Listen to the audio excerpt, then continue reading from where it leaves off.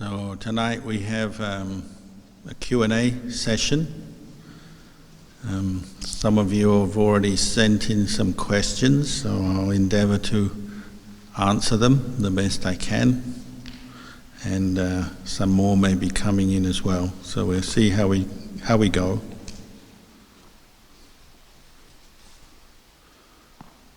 So the first question: during meditation, sometimes thoughts about impermanence arise, or awareness that the mind is not the body and the body is not the mind. Should I allow the mind to continue with Dhamma thoughts or bring it back to the breath?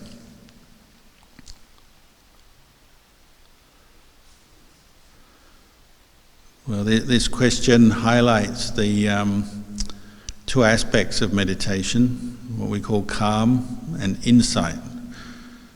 So the practice of calm, or what we call samatha meditation, involves developing mindfulness on an object, learning to pay attention to that object.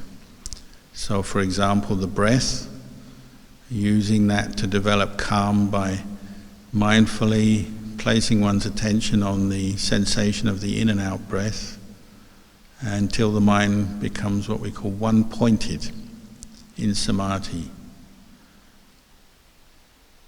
Then the other aspect of meditation is insight, vipassana, or the development of clear knowledge and vision, clear seeing of the way things are, the way phenomena are, and in particular paying attention to the three universal characteristics of physical and mental phenomena, that they're impermanent, they're dukkha or suffering, and they're selfless, they're anatta, which develops insight, clear seeing of the way things are.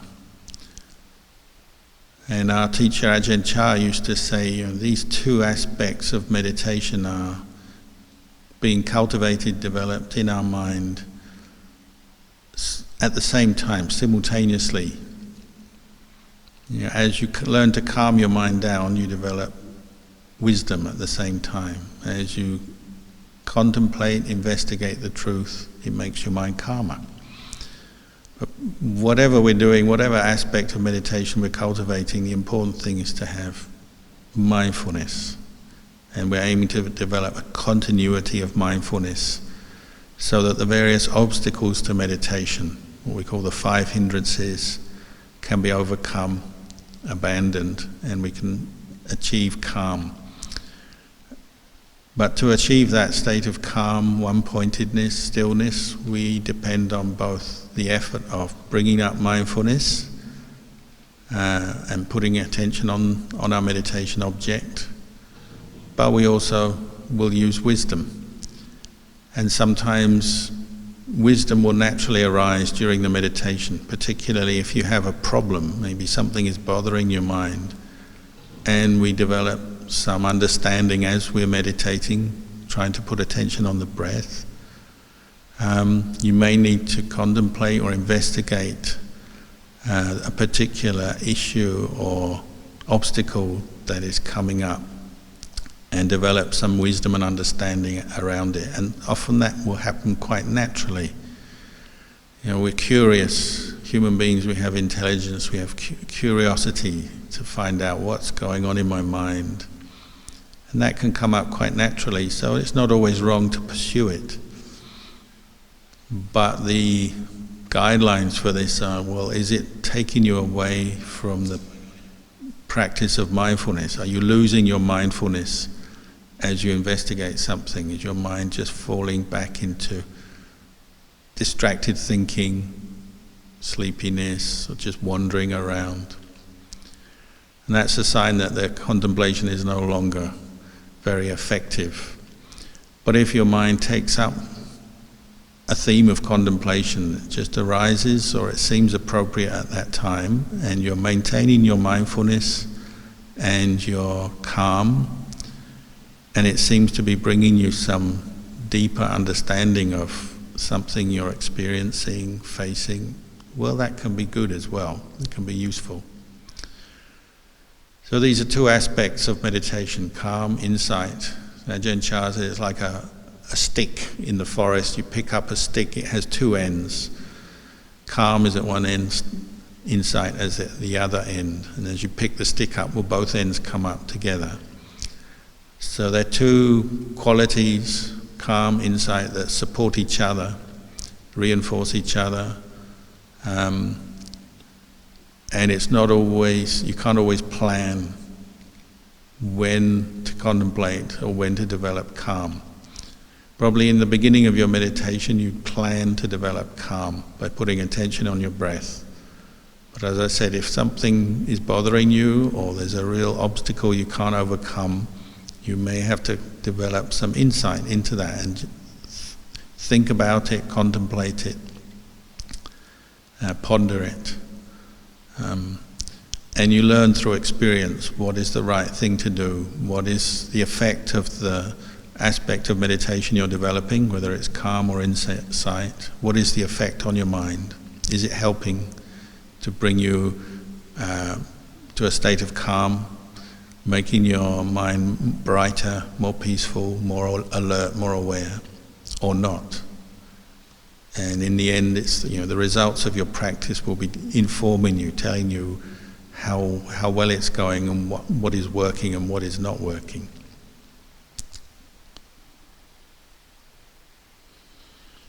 And one other point this brings out is these qualities we're developing in our formal meditation, watching the breath, developing a state of calm, continuous awareness on the breath, but also developing insight and contemplation.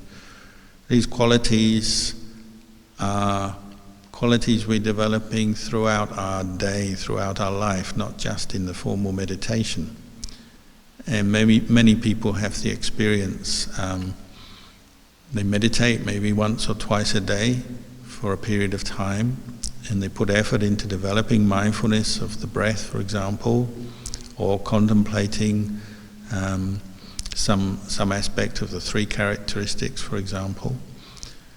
And then they finish their formal meditation, they go off to work or they do other activities, and then at some point during their day the mind just returns to the meditation, the quality of mindfulness, of the breathing, or maybe to a theme of investigation, just contemplating impermanence during a situation that can arise. A certain emotional reaction takes place in your day to some issue, some stimulus. Something is pleasant or unpleasant, but one starts to contemplate just the changing nature of feelings, thoughts, and the moods that occupy the mind. And that can happen quite naturally, and it doesn't just happen in meditation. It can happen when you're walking along the street, sitting in a car, eating your meal, whatever.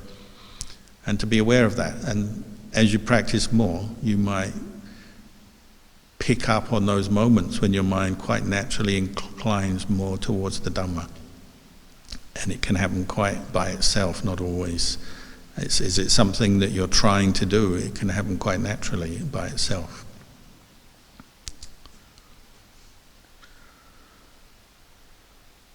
There's another question here. What is the difference between conventional and ultimate truth? Kindly explain more. And what is Arya truth? So Buddhism makes this distinction between conventional truth, conventional reality, what we call samuti, panyati,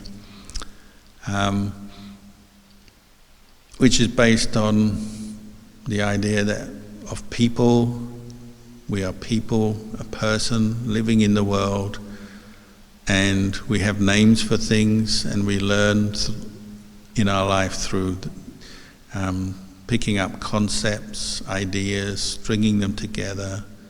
So conventional reality and conventional truth is very useful for us as human beings. It's the way we describe life to ourselves and to others, the way we communicate. We give names to everything, names and labels. These can vary between cultures. Linguistically, the world has many different languages.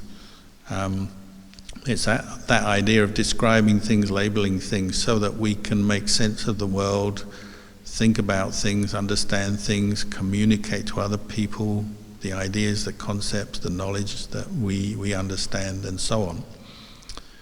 It makes the world go round.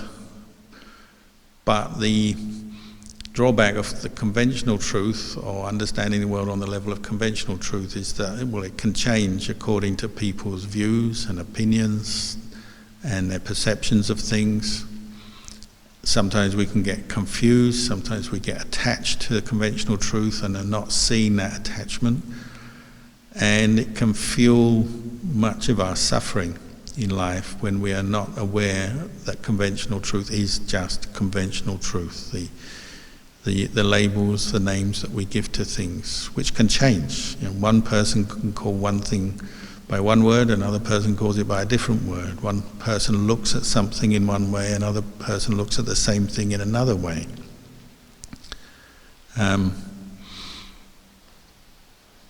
So, you look at a person, you say man, you say woman, you look at a tree, you look at a chair. We give names to everything.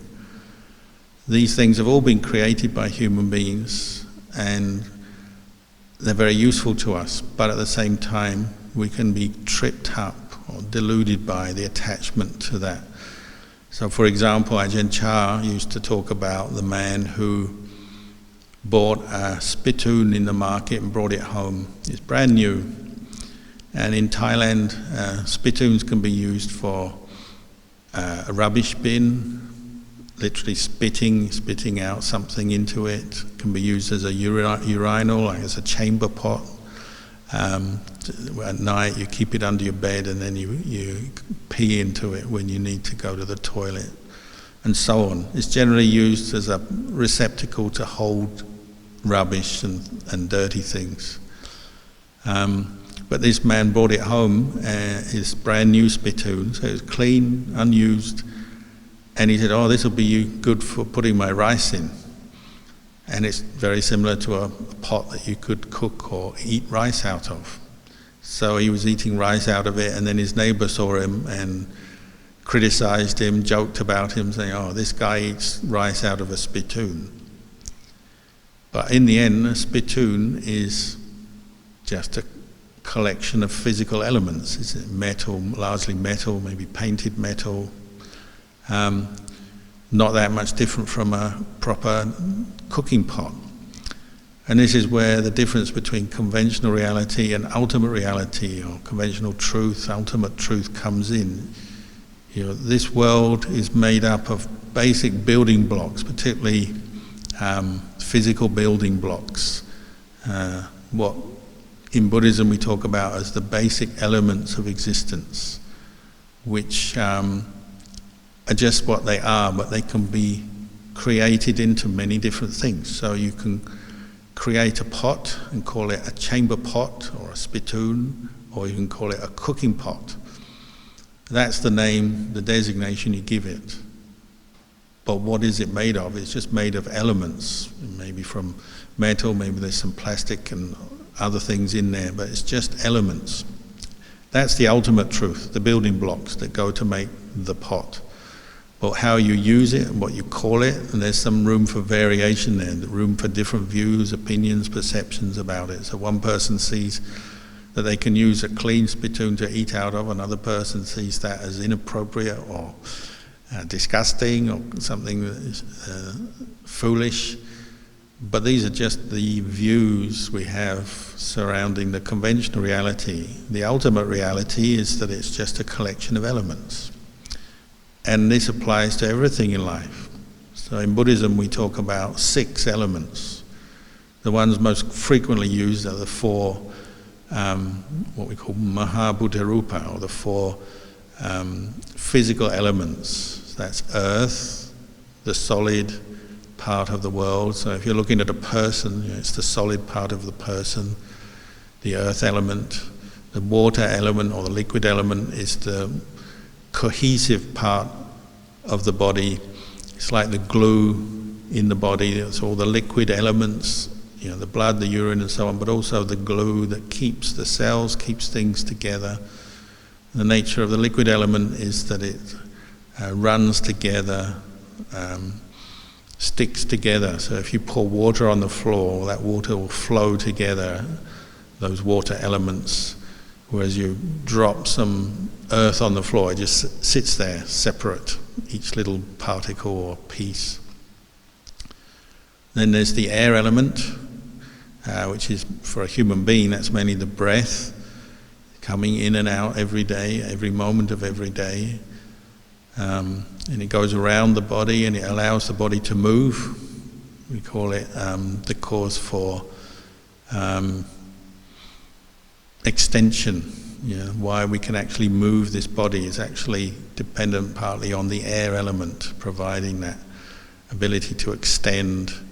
And every cell has air in it, so we breathe and the air comes into the body. The last element is the temperature, the fire element, heat and cold. And the body can change temperature, so if you get a temperature, maybe you need to go and see the doctor and check whether you've got a virus. Or sometimes we're out in the winter and you feel very cold and your temperature drops because you're not getting enough warmth from clothing or the sun or anything like that. There's temperature. Heat is another of the basic building blocks, and these are what we call ultimate truth, in the sense they don't have to be called anything, they don't have to have a name, but they're there all the time. And then people make things out of them. We make other people, we make furniture, we make buildings, we create all kinds of things in this world, and that's where conventional reality comes back in, what we do with the basic building blocks. The other two elements, one is consciousness itself, that ability to know, be aware that we have. That's an element in it. If you reduce it down to its basic form, it's just this quality of knowing. So the Buddha described different elements like seeing. You have a body, then you have eyes. So the eyes are one element made up of those four different elements, physical elements. But the eye itself we call it an element, and then there's the form that an eye can see. That's an element, and then the consciousness that arises when an eye sees a form, that's another element. And the thing about elements is they're impersonal, they're just things that are. They're there.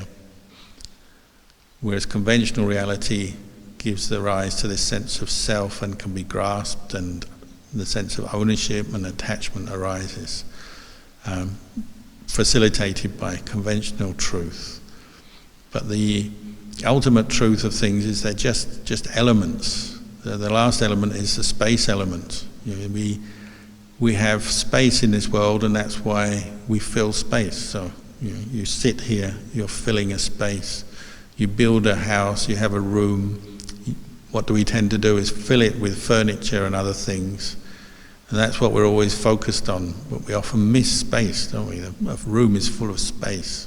The world is full of space, and that's why you can fill it with things. It's another element. The difference between conventional truth, ultimate truth is this. There's the basic true building blocks of the world, physical, mental, or what we call rupa and nama. And then there's conventional truth where we start to name everything, and this comes from the human mind, and conventional truth is very useful for us, but it can also be the basis for attachment, confusion, mental proliferation, all kinds of mental suffering based on misunderstanding, misinterpreting things. So you own something, you say my car, but if your car crashes or breaks down or gets stolen, you feel suffering because you've lost your car. But actually, the car itself doesn't know anything about that. It's just a collection of elements. Probably this is a big subject, but just giving you some ideas on this. This is something we're investigating, particularly in our practice of insight meditation. We're investigating breaking through or going through the conventional reality to see the ultimate reality, because this is what liberates the mind from its delusions, this wrong grasping of truth.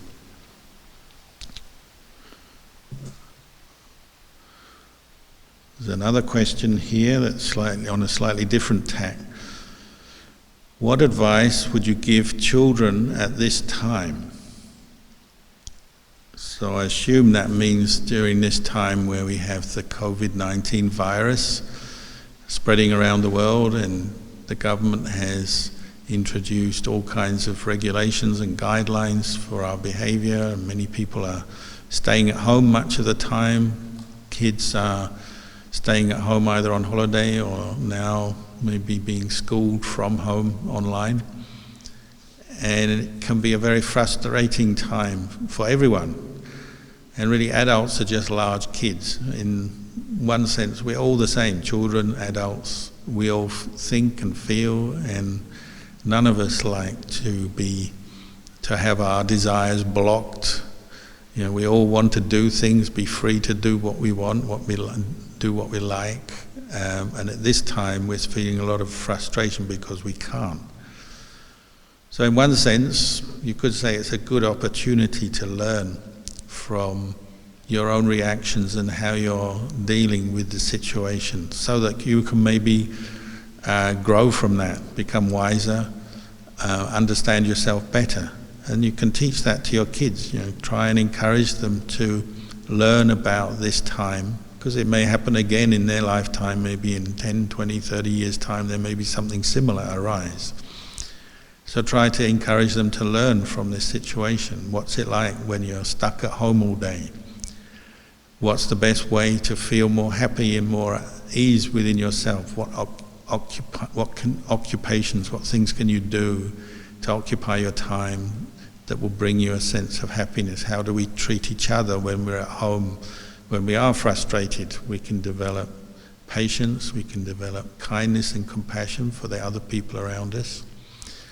So as adults, we can help them in this way, give encouragement to them, give them some skillful reflections, give them activities and lead them in that, as well as give them time to play and relax, but also maybe encourage them to use some of their time wisely and learn new things, and maybe see how you can make the best out of the limitations of the situation.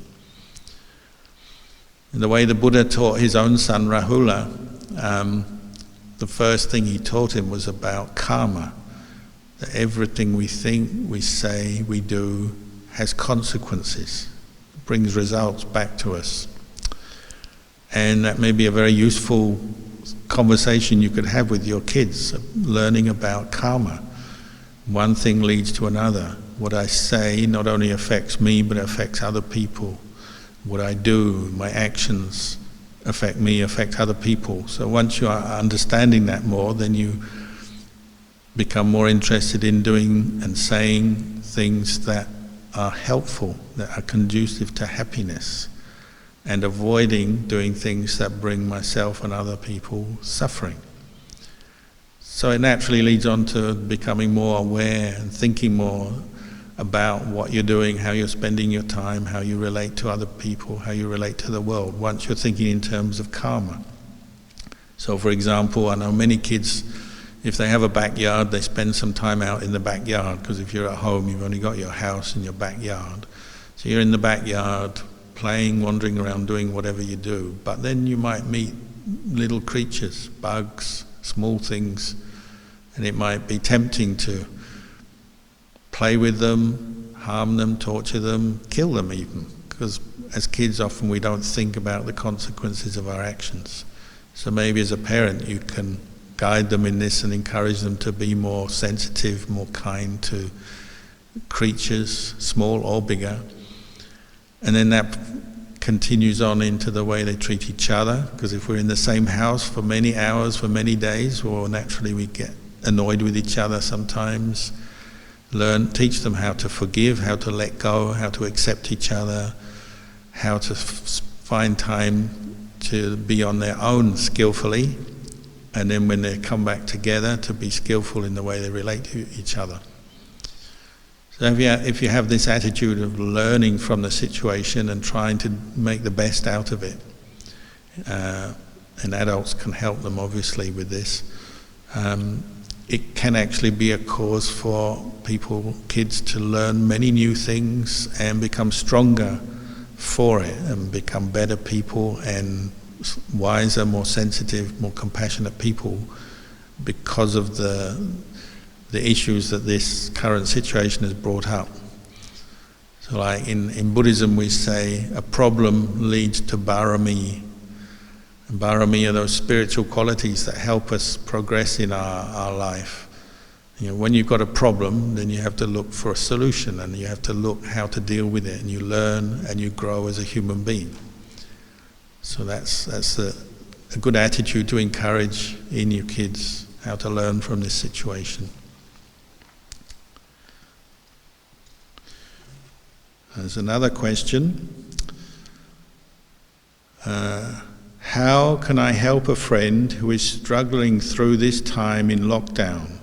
She is very angry, feels her freedoms have been taken away, angry with people that are not getting angry about this situation. I have told her I am here for her, to be patient. I don't know what else I can do.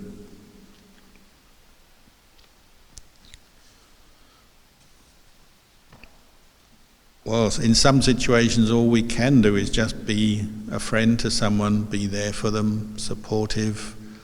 There may or may not be anything that you can actually do to solve their state of mind. They may have to do that themselves. But you can listen to them, try not to judge them, but to be friendly and supportive to them. You can try to be an example to them. So if you're not getting so angry by the situation, we'll just maintain that, whatever sense of calm, peace you have. When you're with them, try to maintain that so you're not adding to their suffering. And what people who meditate and investigate their own mind find is that, life is full of ups and downs, and we don't always get what we want. And particularly at this time, people are seeing that, they're experiencing that. But when you experience a frustration or not getting what you want, we add to it. If we're not aware of what our mind does, we add to the whole problem. We create new problems out of a problem. We extend the problem. We make it worse than it has to be by not watching our mind, not observing it very closely. We tend to get caught up into our negative reactions to things and then proliferate and think on and on in this way. So any way that people can become more mindful and be more aware of themselves, what they're doing to themselves, is going to help. But that's not always easy to achieve. But one way we can do it is practice for ourselves. If we see this problem and realize the most basic and most important thing we can do is look after our mind, try to catch our negative, angry thoughts as they're coming up, be mindful of them, see the harm they're doing, practice letting them go, developing the opposite of anger, which is kindness, compassion, tolerance, patience. If we're doing that, then we can be an example to others, and then also sometimes we can explain to them what we're doing, and that may be of help to them. If they're not ready for that help, well, we have to accept that. Maybe just find ways to help them relax, take it easy if they're getting very stressed, very angry. It depends on the person, on the situation. But in the end, our number one priority is look after our own mind. And if we're looking after our own mind, that will have a good effect on the people around us. Sometimes you can help people, sometimes you can't. We have to accept that. And encourage people to look at, as I was saying about the kids, at this time when you're stuck at home and you can't go to work, maybe you've lost your income or reduced income, lost opportunities, things are cancelled, plans are being changed. Try and use it as a situation to learn from. not just to be passive and patient with it, but also to learn from it, see why you're getting stressed by it, why you're getting angry, and turn your mind to that which is better, that which is based on compassion, understanding, kindness. Learn how to do that more and more, and you might come out of this whole thing a bit stronger as a person, better as a person, rather than just say blaming others, complaining about others. Try to turn attention inwards and learn more about yourself, and see how you can change the way you think, the way you react to things. And a sense of humour helps, being able to laugh about things. Okay, so we can't all get what we want, go where we want. See if you can see the funny side of it. There always is a funny side, isn't there? When you can't get toilet paper, we have to learn how to use water or newspaper or something. It's something you can laugh about. Or you can't get the food you like. Well, laugh about that. Find out how to maybe learn to cook. If you can't get the food you want, maybe you have to learn to cook for yourself. When you make a few mistakes and produce some disastrous meals, well, have a laugh about it and then carry on practicing to produce some better food. If you can laugh about things, your mood immediately improves, and that can help diffuse some of the angry atmosphere that people generate. So unfortunately, when we're angry, it's a bit like a fire, isn't it? The fire comes out through our speech, our actions, and like a forest fire, it spreads. And if you leave a forest fire to spread, well, it can be very dangerous and cause a lot of destruction. So what do we do with bushfires? We try to contain them. We bulldoze around them, we use water, we use different methods to contain a fire. So that's one thing you learn in Buddhist practice, is how to contain the fires of your own anger. So maybe you do have feelings and thoughts of anger, but try not to spread them out through your speech, your actions. Try not to take them out on others, pass them on to others. Try to practice containment, patience with your own moods, and you'll find in the long run you learn a lot from that.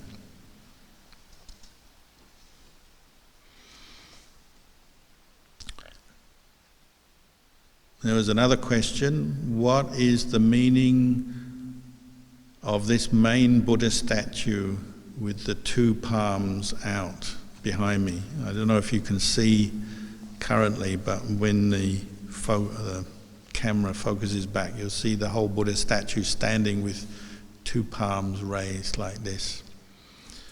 Well, this Buddha statue is based loosely on the one in Ajahn Chah's monastery in Thailand. It's the same mudra, standing with two hands raised. Traditionally, it's called the mudra of the Buddha holding back the waters. And it comes from a story during the Buddha's lifetime, not long after his enlightenment.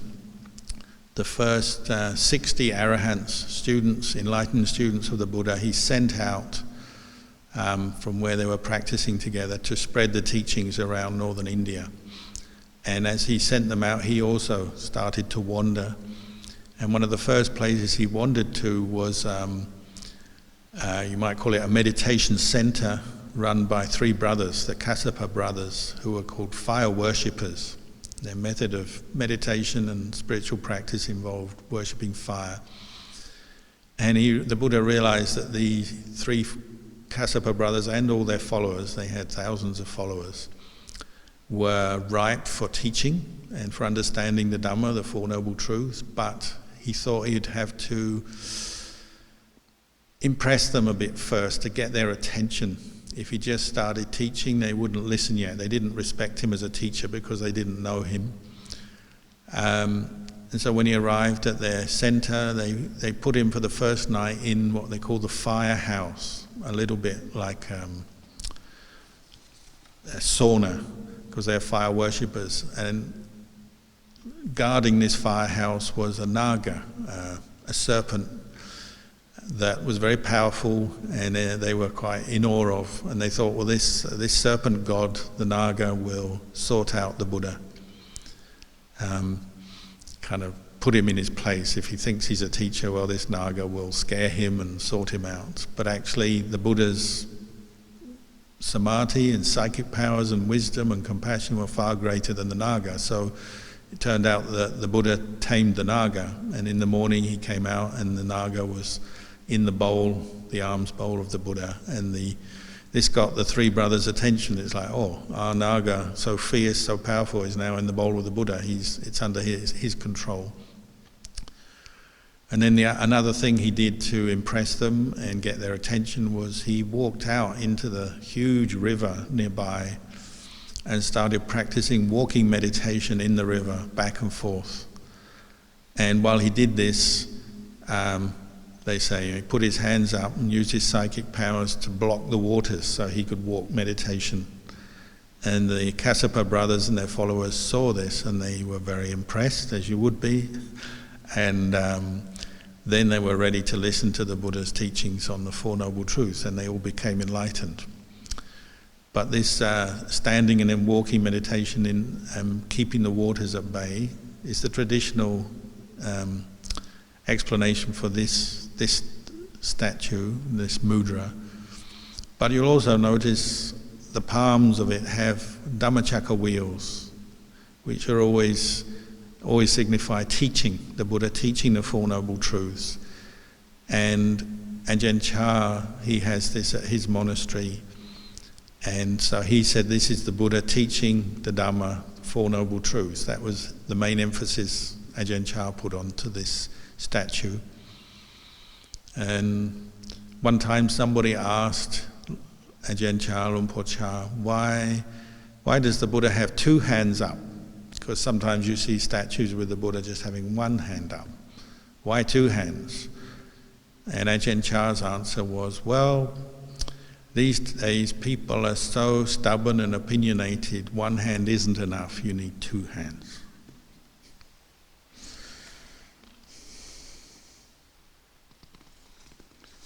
So, do you have any more? I think there's some more questions coming. We can listen to them. Dear Tanajan, which Purita should we be chanting to relieve the suffering from all who are affected by this pandemic?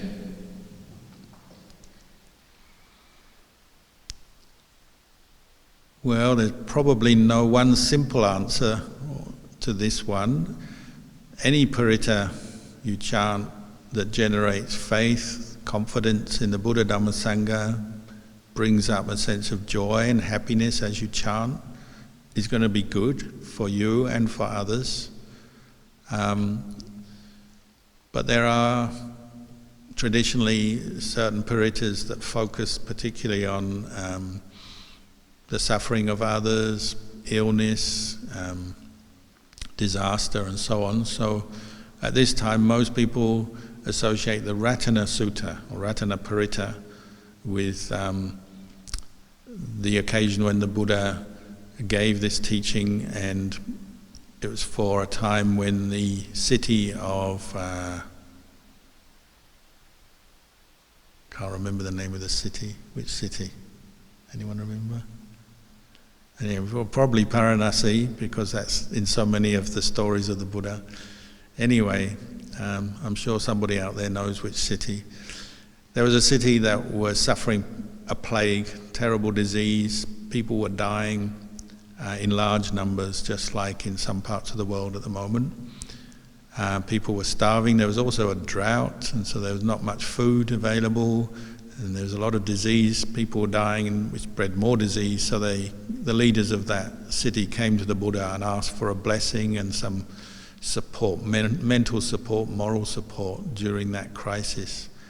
So he gave this teaching, the Ratana Sutta, Ratana Purita, where it's just explaining how important the refuge is. Taking refuge in the Buddha, the Dhamma, the Sangha, these are like jewels. Ratana means like jewel. These are like the best we have as human beings, the best refuges. Take refuge in the Buddha, the Dhamma, the teachings and the truths that the Buddha pointed to, and the Sangha of enlightened beings who have practiced the Buddhist path. These are the best refuge And when you take refuge in that, you get a lot of strength, you get a lot of happiness, confidence, and the strength to deal with the various problems you have. And maybe in some subtle way, when you're feeling more confident, more happy, just as when you practice meditation as well, often this can have a good effect on the body. Your immune system is boosted as well. But he also, as he gave this teaching, he also gave his alms bowl to Venerable Ananda and filled it with water, which the Buddha blessed, holy water, and then he gave it to Ananda to walk around the city. It was Vaisali, city of Vaisali, to walk around and sprinkle water as a blessing for the population. And they say after that, the heavens opened, it rained for 7 days and 7 nights, which anyone who lives in Warburton will know can happen. We've sometimes had 7 days and 7 nights of rain here, so sometimes it happens. And that rain was obviously a great boon or blessing for everyone. The crops started to grow. They say the rain washed away a lot of the disease. Nowadays we spray things, but in those days the rain was to spray. It washed away some of the disease, the corpses were washed away, and the city and the population started to recover. So traditionally the Ratana Sutta is chanted in times of pandemics, plagues and so on. Another one, the Bojjhanga Purita, is also popular because that was given and chanted for monks who are sick. But any of the Puritas that you find inspiring, that you've learned by heart, ideally learn them by heart and then chant them. And you can chant them as many times as you want. So many people at this time are chanting just the basic Iti Piso, recollection of the Buddha, Dhamma, Sangha, over and over again, maybe 108 times. The Metta Sutta is another one people find inspiring, whether you chant it in English or in Pali.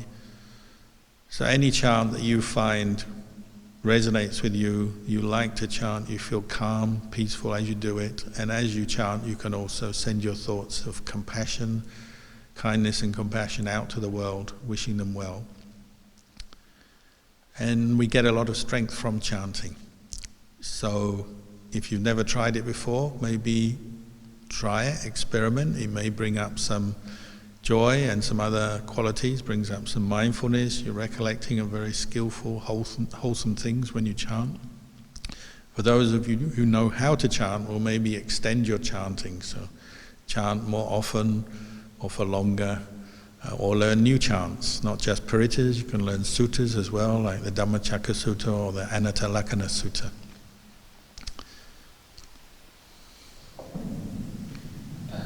One more final question.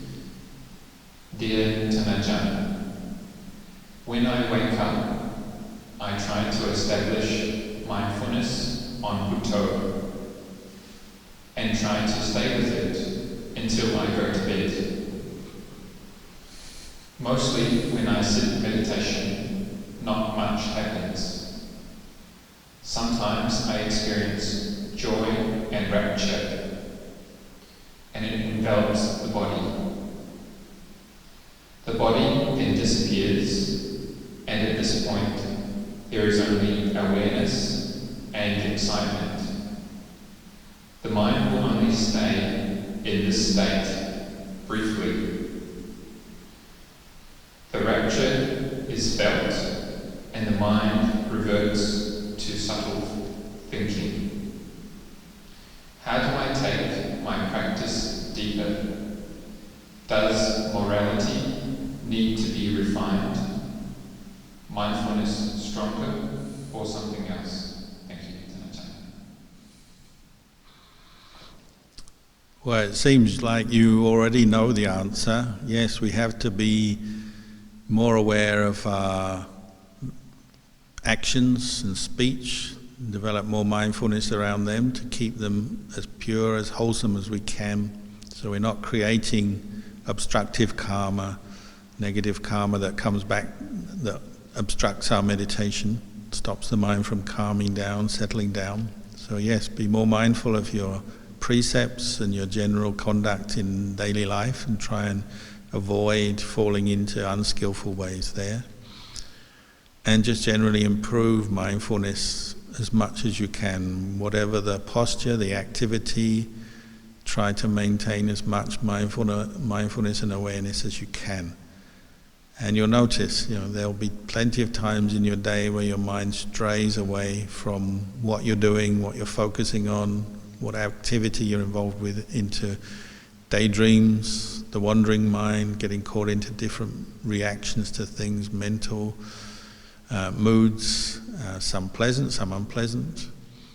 But that's going on all the time. So our main effort is directed to bringing up mindfulness and clear comprehension of what we're doing at any one time. And if we're doing that during our day when we're not doing formal meditation, but we're working, we're going about our business, then when we do come to do some formal meditation, sitting or walking meditation in the formal way, you'll find your mind settles down much quicker the more effort you've been putting into maintaining mindfulness through the day. And mindfulness practice is not simply putting attention on the breath with your eyes closed. You can be mindful of whatever you're doing through the day. So whether you're driving a car, typing at a computer, talking to your friend, whatever activities, whatever things you're involved with can all become the basis for mindfulness development and cultivation. And you'll find this has a knock-on or carry-through effect into your meditation. And then when you're meditating the same, you have to maintain mindfulness, and many people find that when they do become calm, rapture and joy may arise, they feel very content. At that moment they tend to relax too much and stop maintaining mindfulness and putting effort into developing mindfulness, and maybe just enjoy the bliss or the good feelings that arise, which is understandable, but then quickly the state of mindfulness or concentration, samadhi, starts to fade. And then they're back to square one again, because these experiences are impermanent. So work hard. If you are experiencing some joy or rapture, your mind has settled down, a lot of the distracting thoughts have gone. Work hard to maintain mindfulness, and then contemplate how easily your mind gets distracted when you lose your mindfulness. So I say, as you're coming out of a state of calm, peace that you've developed in your meditation, your job is to maintain mindfulness at that point as you start to think again. Maybe as you get up and go and do other activities, see how you can maintain your mindfulness, and you'll find that's harder maybe even than in the formal meditation, because there's so many distractions. But it's also very rewarding if you do put effort into that. After your meditation, you go off to do, have a meal, talk to someone, go here, go there. Try to maintain your mindfulness at that time and observe the different thoughts that are coming up, the reactions, the moods, the desires, the frustrations. Try and maintain mindfulness, and then you'll be in that position to contemplate more, to see the impermanent nature of physical and mental phenomena, see them arising, passing away, and see the different processes by which suffering arises in your mind, what leads to what. As you get caught into a mood, a reaction of displeasure, dislike to something, how that can take over your mind when you're not mindful. So, practice is an ongoing thing, whether you're standing, sitting, walking, lying down, whether you're meditating or you're working or you're relaxing, your mind is always with you. So the opportunity to practice is always there. And if you want to deepen your practice, you have to take up that challenge of how to increase your mindfulness and put effort into your practice throughout the day, as well as during periods of formal meditation. So maybe that's a good point to stop the Q&A session for today. There should be one next Tuesday as well. But for now, we'll wish you well, and may you stay safe and protected and peaceful.